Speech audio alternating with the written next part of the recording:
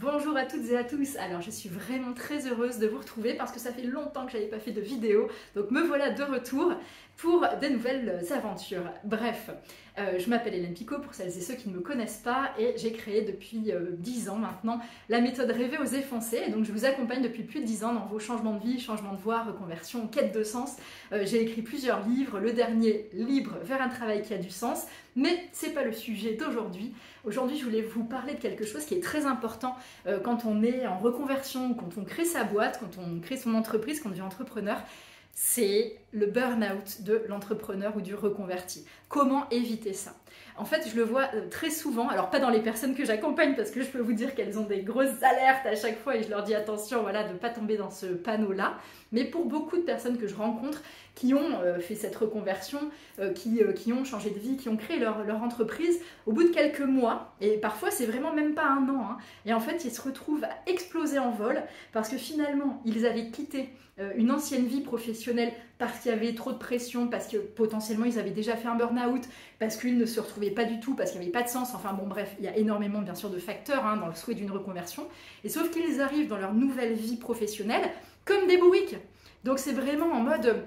il faut que j'assure, il faut que j'ai plein de clients, donc il faut que je travaille beaucoup. Ça, c'est aussi une croyance, qu'on travaille beaucoup d'ailleurs dans mes accompagnements.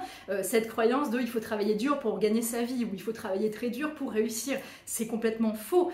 Travailler, bien évidemment, parce que la chance, ça se nourrit. Mais en fait, si on travaille dur sans s'arrêter et en étant complètement, comme je l'ai dit tout à l'heure, comme une bourrique, on va finir au craquage, quand bien même ce que vous faites aujourd'hui vous plaît. Donc faites très attention quand vous êtes en phase de reconversion ou quand vous créez votre entreprise, de prendre ces fameux moments de pause et de ne pas vous oublier. C'est-à-dire que tous les jours, moi c'est un exercice que je donne à mes coachés, tous les jours, il faut qu'il y ait des plages de kiff. Moi, je dis tout le temps, la bonne voie, c'est là où il y a de la joie. Alors, bien évidemment, dans la vie professionnelle, le but étant d'arriver justement vers cette joie, et c'est ce qu'on travaille ensemble. Mais il faut que aussi, dans votre vie personnelle, et puis même dans votre journée de travail, vous puissiez avoir des soupapes de décompression. Que ce soit aller marcher, voilà, certains aiment marcher. Moi, c'est ce que je fais d'ailleurs. Tous les jours, hop, je vais marcher. Ou alors, il y a plein d'autres manières de faire. Vous pouvez faire du sport, vous pouvez écrire, faire une pause et puis aller au musée. Vous avez changé de vie, c'est pas pour retravailler comme une bourrique, c'est pour vous reconnecter à qui vous êtes. Donc si dès que vous sautez le pas de la reconversion ou de l'entrepreneuriat, vous vous remettez dans les mêmes travers qu'avant, ça n'a pas de sens. Ok? Alors je ne suis pas du tout en train de dénigrer le travail parce que moi-même j'adore travailler et voilà, et c'est pour moi une source d'accomplissement comme pour tous mes coachés, mais en revanche il y a une balance à faire entre je m'épuise complètement à la tâche et finalement non, je travaille et je le fais de manière saine et sereine pour moi. Donc mettez-vous ce curseur.